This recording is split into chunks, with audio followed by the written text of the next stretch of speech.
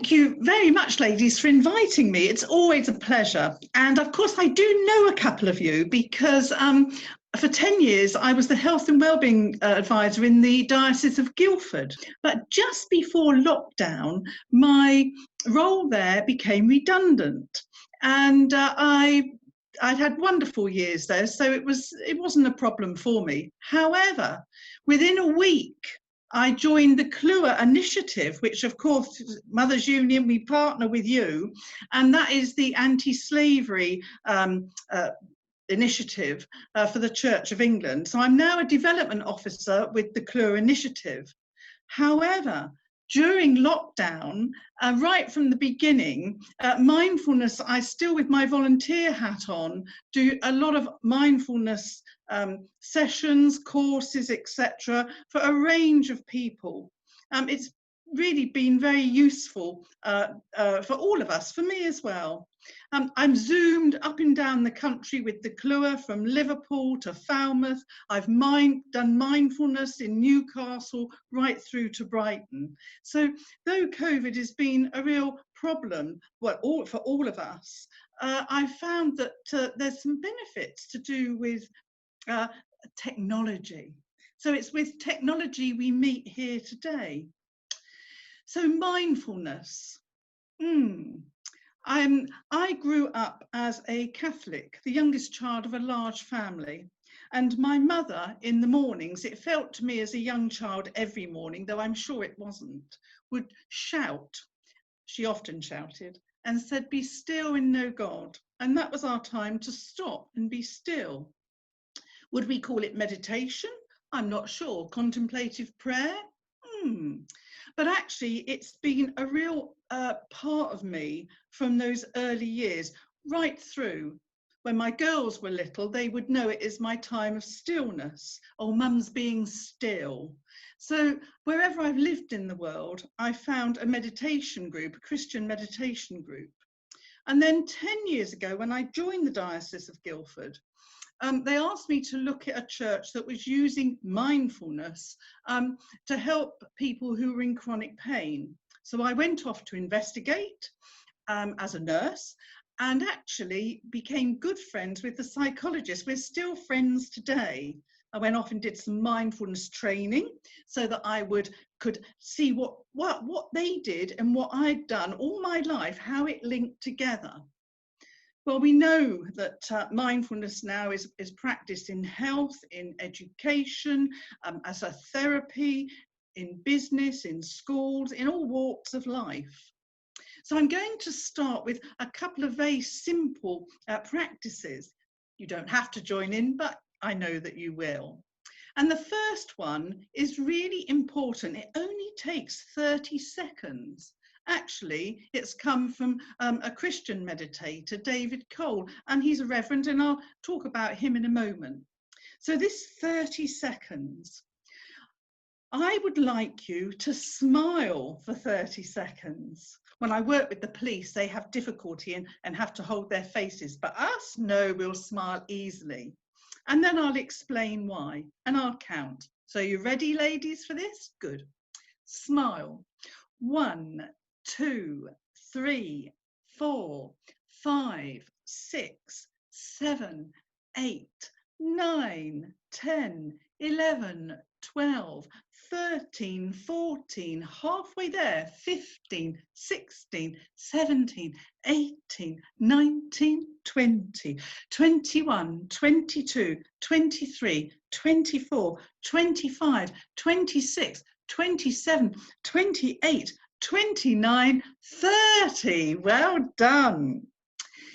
Mother Teresa said we must always greet each other with a smile because the smile is the beginning of love. And David Cole, who wrote this up, he says that before we got out of bed in the morning or during the day when we were feeling anxious, stressed, miserable, cross, we should stop and smile for 5, 10, 20, 30 seconds. We know that it takes less muscles to smile than it does to frown. It releases the good hormones in the brain. And if I greet you with a smile, actually it's a much warmer interaction. He said that we should put post-its and notes around our offices and around our homes to remind us to do this.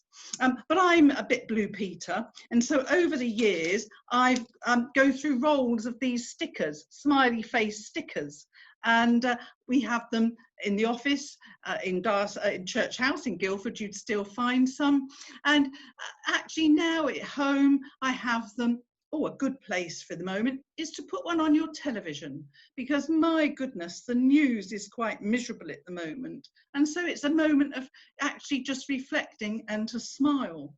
I have them on my phone. I do a lot of work from my phone, and so it's quite important that I actually greet people with a text or with an email or WhatsApp or even a call with a smile in my heart.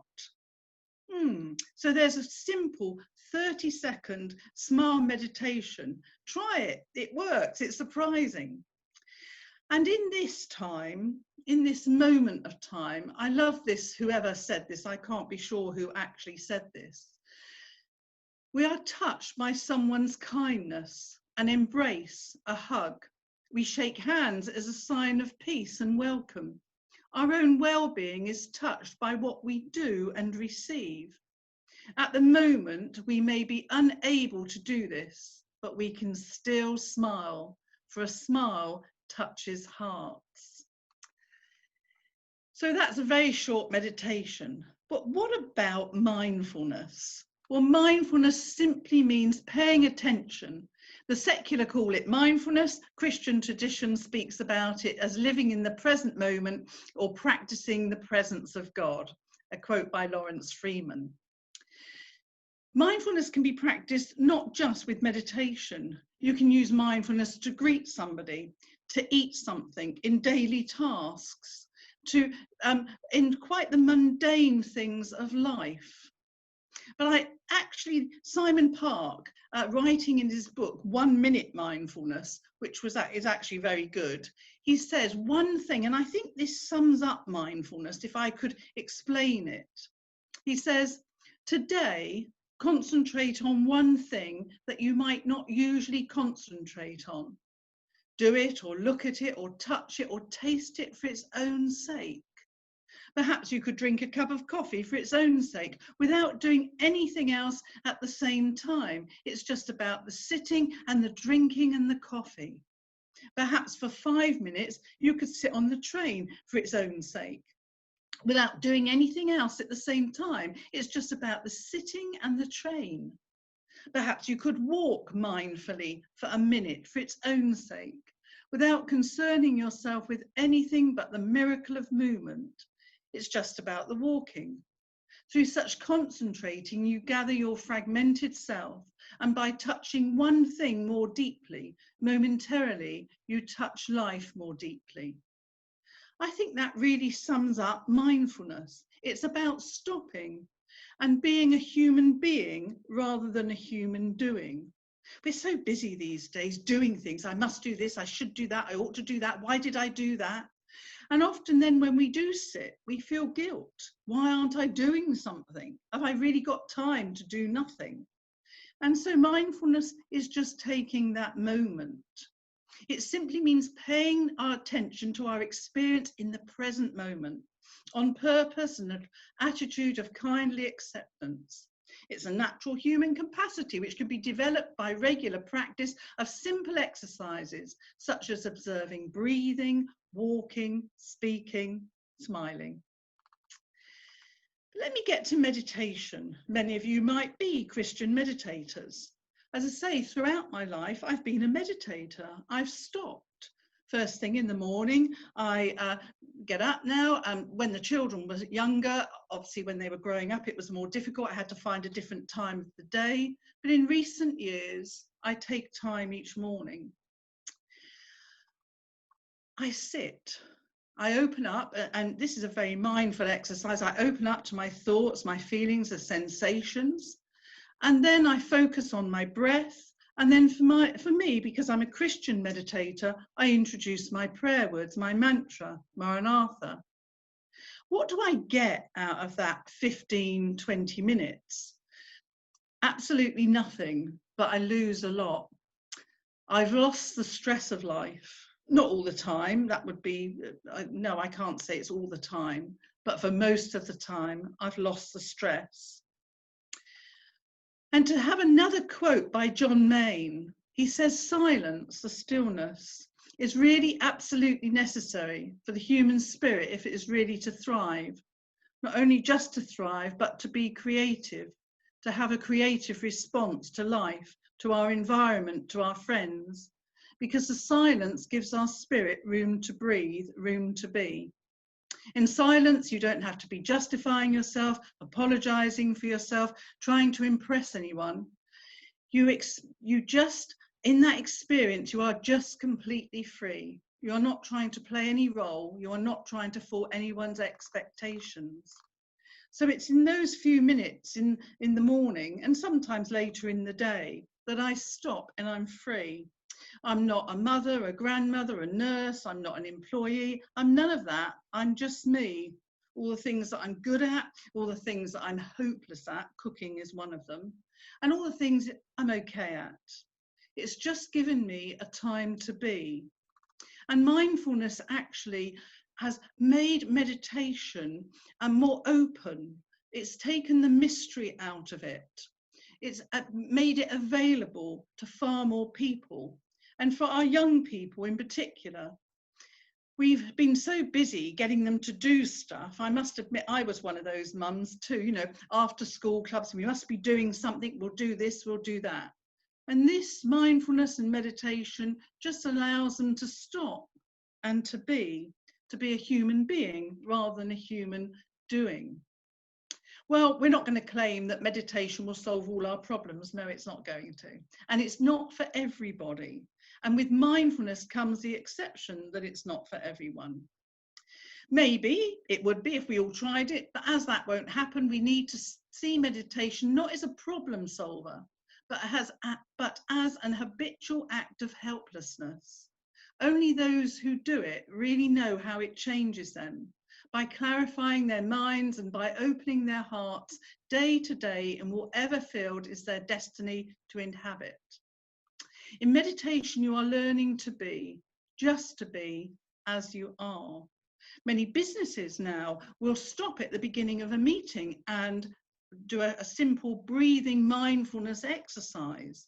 Why? Because it leaves behind what is going on in the mind, in the world, allows us to come into the moment and to focus. For me, it's particularly useful when I go to Mass on a Sunday. I stop and just be. I open up to my thoughts, my feelings, my breath, my sensations. I focus on my breath. I let everything go, and there I am in the moment of worship. So in mindfulness, the meditation is on the breath, and the facilitator invites you to sit, to settle, etc. And then during that meditation, which often starts with a bell or the chimes of a singing bowl, you hear the facilitator take you through the breath. In Christian or even Buddhist meditation, the bell goes and we fall into silence, though having often started with a piece of music or a prayer or a poem. So there is a way of combining these two. And over the last 10 years, the combination of both has helped me, but I've noticed it's helped others of all faiths and of none. It's a time for being. Apostle Paul said, take captive every thought and make it obedient to Christ. I love that. Do I? Oh, I don't think so.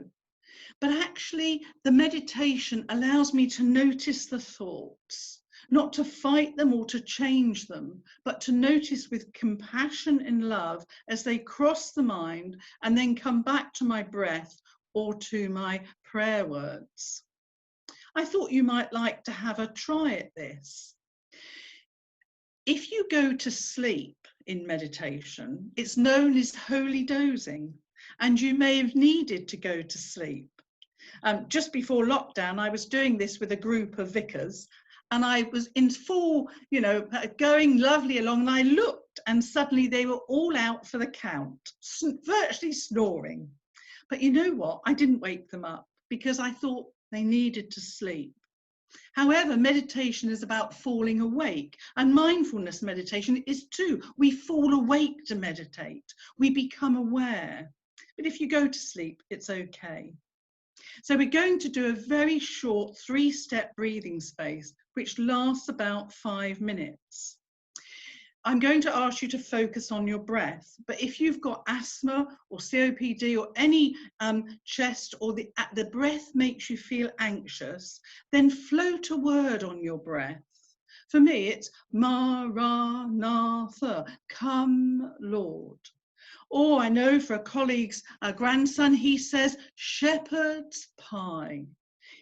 The word is important for me as a Christian. However, the word shepherd's pie, it's the experience which is where we're being in. It's the experience which is important from whichever perspective you come from.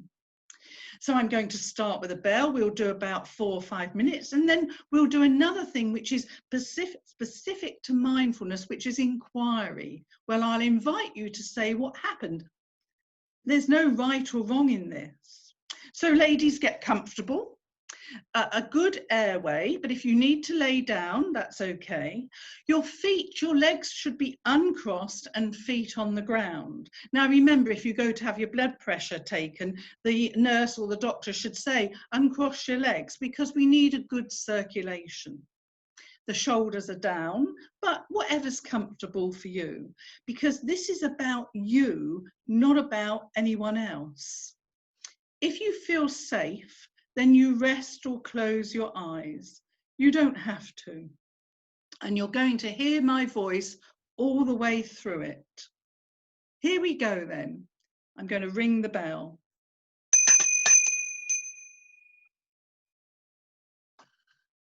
Phew. Nowhere to go, nothing to fix, nothing to do.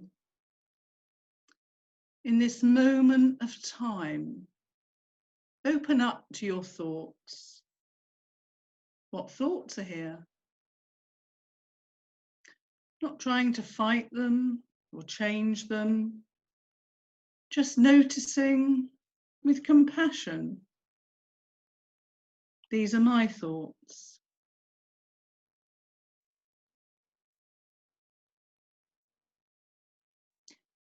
Now, how do you feel? Really feel?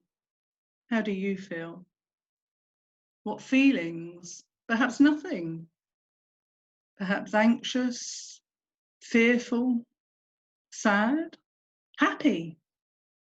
How do you feel at this moment of time? Noticing, observing, with kindness, with love.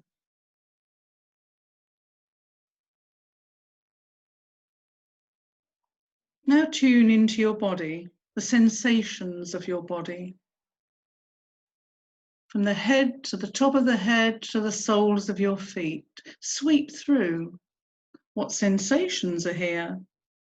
Perhaps an ache, a pain, a discomfort. Notice, observe with love. Let your face muscles be soft, your shoulders relaxed. So we've opened out to our thoughts, our feelings, and our bodies, connected to our bodies. Now narrow your focus to your breath as you follow each in-breath and each out-breath. Where is it most vivid, your breath? The nose, the throat, the rise and fall of the chest. Follow each in-breath and each out-breath. Noticing the cool air as you breathe in and the warmer air as you breathe out.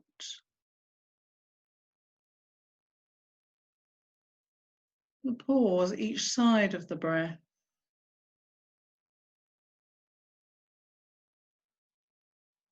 Stay with your breath. And if the breath is not for you, then float your words as you breathe in and breathe out.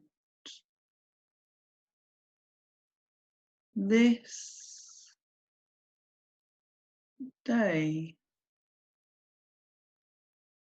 I am. And the mind wanders, busy mind. Notice with love what takes your mind, your thoughts. Be curious, show compassion, and then gently but firmly return to the breath, to the words, as you follow each in-breath and each out-breath.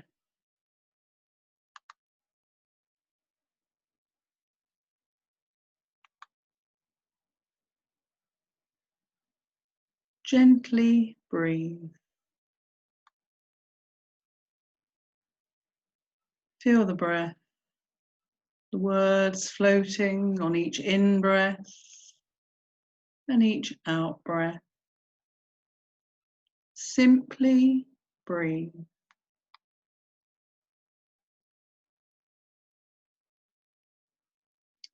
And now we're opening out. With each out-breath, let go of any stress, any discomfort. Just let the feelings fall and the sensations go with the out-breath. Bring an awareness to the body, to the breath, from the top of your head to the soles of your feet. Let your mind breathe. Let the body breathe. As you simply be. And in a few moments, the bell will call us to the next moments of our evening and awareness.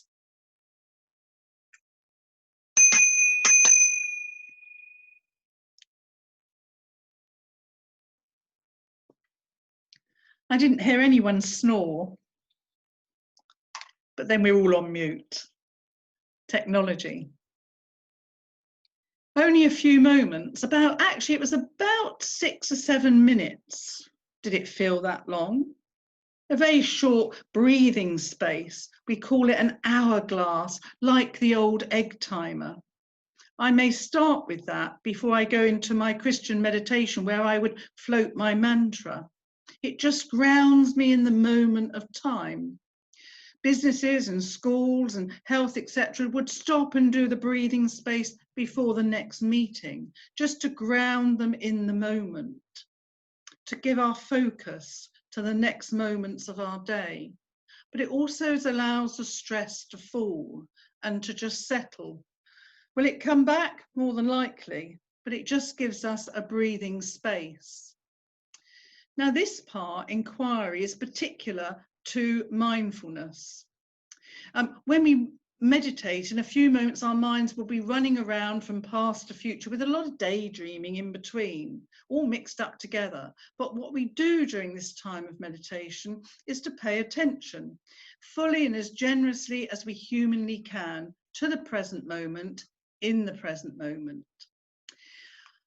The inquiry bit, we share what happens in that time. For me, as a lifelong meditator, and 30, 40 minutes some days, though on average 10 to 15. Sometimes I sit with open mind, and really within a few moments of floating my mantra, my mind goes off. It goes off to the emails, the business of the day. Will I do that next? What are we going to eat later on? Have I got a sandwich if I'm going out for a lunchtime meeting? Or other times I go back 10, 20 years, sometimes to childhood. You think, where did this memory come from?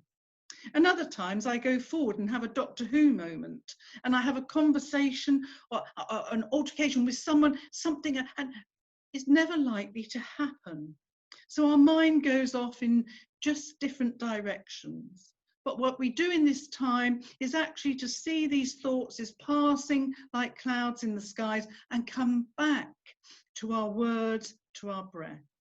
So I invite you, ladies, what happened to you in that 8 minutes? Did you go off to a beach somewhere? Were you focusing on the next email or what you're going to watch on the TV? I invite you, would anyone like to say, perhaps it wasn't for you? Hello down there, you're in my bottom screen. It's Sam. Hello. I always go to this field that's near Chipstead, and it's in the summer it's green grass and there's one tree, and I always sit under that. Is that's a pleasant experience for you? It's a nice place. Yeah, I remember it from when I was a child, and when I had my children, when I gave birth to them, I did mindfulness and sort of hypnotherapy, and that's the place I always went. But at the time I took a big double bed with a white duvet cover. I didn't actually, but that's what I did in my head. Yeah. So we go to a place where of comfort, of security, and we can come back to the breath. It's just is beneficial to notice if it's something lovely, but if it's something nasty, because often for many people, when we sit to meditate, our thoughts are taken by something that's not so good. And to notice that and let it pass doesn't mean to say it'll change it, but we're letting it go. Anyone else go anywhere nice? Or Antonia? Yeah, actually, I didn't really go anywhere, but very unusually, because I have a busy mind, as people will know. And I just was able to completely empty and have not black space, but almost like a dark, nice, empty space. And when you said, you know, your thoughts are there, I thought, yeah, they're all there. But actually, I don't need them. They'll still be there later. And it was actually very easy to sort of let go, which is, it isn't always for me. Sometimes I can be, and I think during lockdown I've become better at being relaxed, because we go to bed more regularly at a sort of sensible time and get up. When we get up, we're not getting up and rushing. And I think that's kind of leveled off, because, you know, I might still go into a meeting at 9, but, you know, I don't have to rush and have to get somewhere and, you know, get around the traffic. And that's really changed how relaxed I've been during lockdown, which is really nice. Yes, I think this is where mindfulness meditation is made it more accessible. And actually, whereas growing up and through my life it was always a 20-minute definite slot, I now practice it during the day. So between meetings or between Zoom meetings, I've just come off another one and I managed to stop, come into this one. So it allows you to just stop for that moment, however short, 3 minutes, 30 seconds, and just be. And then you can focus on the next thing that you're going to, really. I know one of my daughters, well, she got married last year, and, you know, I had to keep stopping and thinking, come into this moment to listen to the next arrangements for the wedding. So this allows you, the mindfulness has allowed people to make it more accessible throughout their day. It doesn't just have to be in the morning or the evening, and actually shorter. So as you say, just to stop. And during COVID, though we're at home, just to divide up. When you finish your working day, then you can just do a short 3, 5, 8 minute meditation, and that takes you into the next part of your day. Because for many people, it's merged, especially when they were teaching the children at home. You know, it all got muddled up. Anyone else like to say anything? No, just chilled out, really. Chilled out, yeah. Yeah, it does help you chill out. Yeah. Am I a chilled person? Yeah. I've worked in mental health for a very long time, nearly 40 years. I could not have worked in secure services had I not had this practice of stopping. And yet I didn't realise until the mindfulness became very popular, even though I did know of the psychologist that sort of opened it up, Kabat-Zinn. And we use meditation in addiction services. But I hadn't realised that something that I did on a roughly a day-to-day, easy basis, costing nothing, was so beneficial until I joined the diocese and looked into mindfulness. So this bit of inquiry is useful, and especially in the courses that I teach, because we look actually, as we go on, to how some of the thoughts come in, and we're allowing ourselves to notice the thoughts with compassion and love. And compassion for self. So many of us beat ourselves up. We're not good enough, especially, you know, we should have done that, we ought to do this. And actually compassion for self in love is where we are. Now, I'm very mindful of the time, ladies, but I rather like this piece, and I'll go to this. It says that true silence is powerful. By silence we mean to be still. When my girls used to say, oh, mum's being still. And with 3 of them in very close age, I sometimes just needed to be still. True silence is powerful. It can survive noise, distraction and isolation because it's the work of attention, in fact of love. Bearing the fruit of human rather than digital connectivity, and yet here we sit digitally connected. The human smile, flashed and exchanged in silence, crosses astronomical distances of isolation and alienation, distrust and fear. In microseconds, the proof that we can coexist in friendly silence and overcome its initial nervousness or embarrassment opens the heart to a unique kind of intimacy, free of all desire and fear. It's all about love, and for many that are isolated, they will join online a meditation, a mindfulness meditation, which is mainly secular, or the World Community of Christian Meditation. You can go online and you can meditate at any time, any place, worldwide. We sit together in silence. And the mindfulness, there is a narrative, but I always think it's phenomenal that actually, isn't this wonderful that I can smile and be together just in that moment of time. So I wish you well. May the peace of the Lord be with you. Any questions about meditation and mindfulness? I do have a handout and I'll email it to Emma or to Karen later. And then if you've got any questions, you can always email me. But I'm open to answer anything now. Can I help in any way? So as you say, for anybody who hasn't started it, you'd recommend just kind of small 5-minute sections a day to kind of start it off and just focus on the breathing first?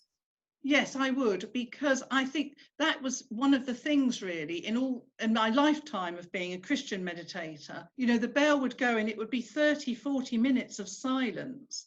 The mindfulness comes in and they would advocate shorter. I mean, they do start on some of the courses, they will do long meditations, but you can get 3, 8, 10-minute meditations that are guided. Now, some of the meditations may take you down a stream or along the beach. I, as my mental health nurse in me, won't do that in drop-ins, etc., because I don't know your stories, and that might not be a very good idea. But we all breathe. So by focusing on the breath or floating your own words, something that's meaningful for you, or prayer words, actually just keeps us in the moment. And I would definitely go for short ones and then see how long you want to sit. And actually, some days it's short and some days it's long. You know, there's no right. I was once told as a teenager that you can't teach meditation. Meditation comes, it's prayer of the heart, it comes within. I can show you and advise, but actually it's within you. So yeah, go short. There's lots of literature. I'll send this over. It's got where you can download free meditations. There's, as a Christian, there's some great books. There's 1 Minute Mindfulness, How to Be a Mindful Christian. And if you're interested in the theology and practice, then Professor Peter Tyler, if you ever get a chance to speak to, hear him, he's excellent. But he's also got Christian Mindfulness, a book on that, which is easy read. You can read it. And of course, our own Rowan Williams as well has written many books. So it's surprisingly common. It's just actually in the last 20 years, the mindfulness is made it available to so many more people. So short, yes. Didn't give a very short answer to that. Anything else? Karen, I cut you. You need to unmute. I was just going to say, does it give you sort of extra energy after do you feel differently when you've done it? You know. Yes, and meditation is about falling awake. So actually, when as a ward nurse many years ago, I would meditate before I went on night duty, because I would then fall awake. Meditation is about falling awake. And that would keep me awake all night. So it wasn't a problem for me. Night duty's not been a problem. But when people first start to meditate, they relax and they go to sleep. That's why we call it holy dozing. So it's really important to put, if you're doing this at home on your own, it's important to put an alarm on your phone or on the clock, etc. Because if you go off to sleep, and then you wake up an hour or so later and you've missed picking the grandkids up or the kids up from school or that important meeting, etc., you'll be even more stressed before you did it. So yes, it's about an awakening, actually. I awake to the day. And I think it's also, is it maybe Suzette taking it through the day with you, as you say, so applying it to, as you said, everything you do, whether it's mindfully walking, you know, washing up, isn't it, really seeing the water, you know, trying to, a bit cliche, but as you say, every little moment, absorbing that and focusing on that moment as well, maybe? Yeah, almost certainly. I mean, you can mindfully wash up if you've not, even a dishwasher actually, you know, if you pour the water into the bowl, the temperature, what washing up liquid you put into the bowl. And there's a good one, you know, where our minds get so preoccupied. Many of you will have walked from A to B or driven from A to B, and actually you don't know how you've got there because your mind is so busy going off in all directions that you don't actually remember how you've got there. You know, you read a page of a book and actually your mind is somewhere else and you have to go back and reread it, sometimes 2 or 3 times, because your thoughts have gone off. There's a lovely exercise which you imagine your thoughts to be in your hands, and as you raise your hands to your eyes, you actually, what do you see? Well, you can see the palms of your hands and you can peek through, but actually you can only, your sight is limited. And mindfulness and meditation would say, put the thoughts down and then you see the wider world. It might not be what you want to see, but at least you'll see it. So many of us go round with our thoughts here during the day that we miss so much. And so eating, you know, a cup of coffee, as Simon Park said in his book, you know, we pour the coffee, we drink it, take time to smell it. What cup did you choose? What mug? Which coffee? Which blend? You know, or tea? Really smell it. Where did it come from? Where did the milk come from? Hold it in your mouth and taste it. And finally, a really good exercise is your shower gel or your hair shampoo. Now, I'm not advocating eating lots of it, but if you mindfully smell the shower gel, the shampoo, and just taste it, you may not put it on your hair or your body because some of it is absolutely foul. So it's mindfully taking ordinary things of life and just stopping and noticing. And at this time of year, with the beautiful change of colour in the trees, I was on the M25 stationary the other day, and I thought, just stop. literally I was stopped, and look at the trees, because they were so beautiful, even in the wind and the rain. So yeah, a moment. Take a moment to be a human being and not a human doing. And then I did have to join the queue of traffic, I've got to say. Anything else? So I'll send this over, and there's lots on this. It's, you know, they're using mindfulness in schools, as I say, education, businesses, but we can also use it in our Christian prayer life, just to bring us in the moment. So when you do get to church, if your church is open at the moment, and you stop, you're not worrying about, you know, well, in past, the coffee rota, who's done the flowers, what we've got to do next, the PCC meetings, all of that stuff. Just stop, focus on your breath, come into the moment, and you'll actually hear the sermon. So thank you so much for listening to me. Thank you. Can we give you a little clap? Oh, thank you. Oh, yeah. And I hope that in the future I'll be able to join up with you all again in the fight against slavery. Oh yeah, that would be now brilliant. that we do need to be mindful of as well, but we can bring mindfulness into that. Okay. Thank you for inviting me or us. Oh, It's been really lovely. Thank you. that's good. No, thank you for coming. It's nice to see you. Lovely to see you. And Antonia, lovely to see you. It's made it so much more possible, hasn't it? Because we all live quite a long way. We'd never have all come to St. Peter's Church for it, but just sticking on your Zoom, it has advantages, definitely, doesn't it? Really. So that's nice. Well, we did this with the pilgrimage of prayer last week, which is, you know, the monthly one, and we had over 30 people from around the diocese actually joining us. And the Banstead, the Epsom one, is coming next month. Yeah, no, we're hoping that we're to do the same. So everybody, you've probably all seen the links, but you know, that people can join from anywhere to be part of the service. Well, they're not really part of the service, but to join the service.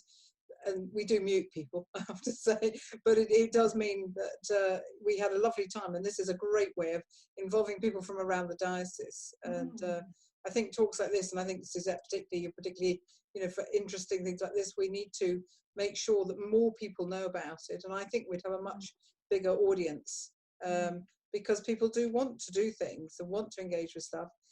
And you know, who goes out in the evening now? You know, you don't. So if there's a talk or something that's of interest, it's really important. I think we share that. Yeah, and really lovely advice, actually, Suzette. I mean, I think, you know, if we can all try and be more mindful, just to try and remember each day to, as you say, the colours of the trees have been glorious, and we've had such fantastic weather recently, and it's just to fit it in. And if it's, I suppose, if you do it more as a routine thing every day, or you try to, it helps. So. Yeah, I will try. Well, you know, it is Karen, I'm just going to send you, because I do this for other things, the lists of the people who are on this meeting. Okay. Oh, okay. Even if you haven't written everyone down, I'm just sending you. One of them might be duplicated, but I'm just sending it to you. All right. Oh, okay, lovely. Thank you. Okay. There's a way you just bring it up and you photograph the lists, and I help my aerobics teacher because for registration she does that. So it's a very simple way, rather than having to scroll through and remember who's there. And, what a good idea! Yes, I just received it. Yeah, it should have come through. Yeah. It's a very easy way of doing a register, registering people. Okay, so that's good. It's been fantastic. Thank you. I do run courses at the moment online. They're always free. It's part of my volunteer role. You know, because. I enjoy it, and we do a 5-week, hour and a quarter. We're on our second one for Action for Carers at the moment, and it's easy to sign up. You know, we can do around about 6 o'clock in the evening for about an hour, and we go through it. And it's about, actually, there's something about coming together, particularly at this time when we can't all visit family and friends and get out. So there is something, as I say, even online, that we can be together and try. It doesn't suit everybody. It's not for everyone, but it's useful for so many. You know, I used to moan as a child. My mum's making us sit. It was always cold to me, and we were on the back step. We lived in a prefab, and but something that she gave us all was this time of being, and I hadn't realised how fortunate I was until 10 years ago. So bless you all. Mother Junior, you do a fantastic job, really. And could you tell us about your work again with Mothers Union, as you said, your new role, and how that's crosses over with Mothers? Yes, the CLUR initiative is the Church of England's response to modern day slavery, or modern slavery, exploitation and trafficking. And we've linked in with the Mothers Union. I send out actually a monthly email, but I want to say, ladies, that the one that goes to Guildford sometimes bounces back. So around about the 4th of the month, I don't know why, you're not alone. I send out to 54 different, well, I think there's 41 areas, isn't there, of Mothers Union. I haven't got my words right here, but it's grown, and I do now send out to 54 email addresses. And like this month, we're focusing on Anti-Slavery Day, which is Sunday. And Ely and Lincoln Cathedral are lighting the skies up, but our own churches are doing all sorts. And I know that the Mothers Union's doing some doing all sorts of things to mark the Sunday and this week coming up in the weeks ahead. So we've linked in, we've got a poster with your logo on as well, and there's lots of literature out there. So do go on our webpage, the CLUR initiative, download the resources, etc. It's in your, it's in your locality. It's in your nail bar. It's in your car washer. These are all people who builder possibly. They're all people who maybe are working not entirely under their own control. Yes, we in Surrey particularly, domestic servitude and child sexual exploitation. And I don't want and this is where I think the mindfulness comes in, has been really helpful, because actually when I've been, like today, on some very serious meetings, which have been quite disturbing, I stop and put it down, because as many as bad people in the world, there are fantastically good people. In fact, the vast majority of people are good, and it's remembering that, and the mindfulness allows me to put it down and actually look at the joys of life. Otherwise we'd be totally miserable, and actually if we are, then we can't help those poor situations. So I would say, ladies, that allow yourself some joy, and you do a fantastic job, all the work with children and parents and prisons. You're doing a great job. Don't take the weight of the world on your shoulders, because we need you to survive. I was just going to say, it's lovely to have you as a representative, and telling us all about these things as well, so that we can hear about them. But we'll definitely try and arrange another meeting in the new year, if that's okay for you. Yes, that's fine. We'll do a nice talk about that. It's really lovely. Well, maybe we could make it a diocesan-wide and actually have some, like you did today, a small example and some time where people get a little bit of time to have a mindfulness moment. Yeah, people, as you say, it's nice to be together on it. So I think this was our first kind of trial. I never mind if it's 1 or 100. I don't mind, really. And especially, I don't mind if it's in face to face or if it's on Zoom. 1 or 100, 1 or 1,000, because it might just be the one person that you come with, that you come together with, which is helped. And that actually is the important bit. So I never mind. It's lovely to see so many of you. In December, we have an Advent reflection. So I'll have to send you all out dates for that, which you're all welcome to. So that should be another nice sort of meditative type of evening. Rachel really likes David Skit, who comes for that. So that will be nice.